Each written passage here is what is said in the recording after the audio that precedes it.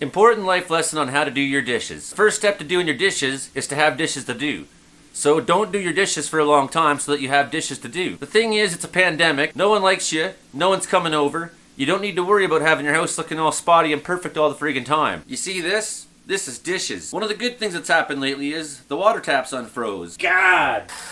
So then you fill the sink full of hot water and you put all of your dishes that are dirty in there and you let them soak for a long time and don't look at it until, well, you're ready to.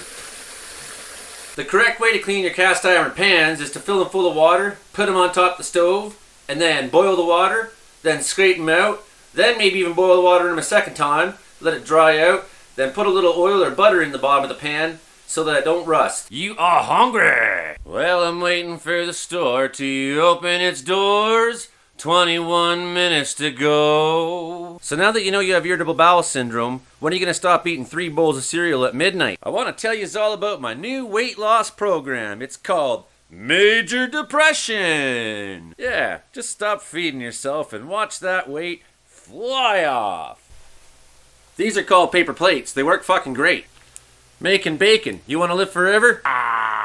Some people tend to eat bacon raw. We call these people weird. So now you're all done all your morning chores. Choring consisted today of laying in a ball, crying, weeping. Now it's noon. I still haven't started eating my food. This is the point at which you turn on the frying pan. And then remember 3 hours ago when you started doing dishes and you put a bunch of dishes in the sink and you did 2 of them? So go back to the sink and start doing dishes. Right about now you put more hot water in the sink and soak more dishes. Why are you a bachelor? Because you deserve to be. Maybe you don't get what you deserve, but you get what you earn. So this is the bacon, and what you do is you cook way more of it than you need, hoping that somebody will show up and have lunch with you. But they're not gonna. You can do this though, is put another plate there, and maybe take one of your children's teddy bears and put some of the food in the plate and have the teddy bear sit there and not have lunch alone. Bacon! One! Bacon! Do more bacon! You want to live forever? No, not if it means not having bacon. One important piece of advice for all you bachelors out there is to make sure when you go to the dump and you see the share shed there, if there's a whole bunch of plates and cups and forks and spoons and knives and they're clean, grab them. If you're at the dollar store and you see 5 plates for $1, grab them, because then you never have to wash plates if you just have enough to throw out. I like having 1 plate, 1 knife, 1 fork. It's my fork.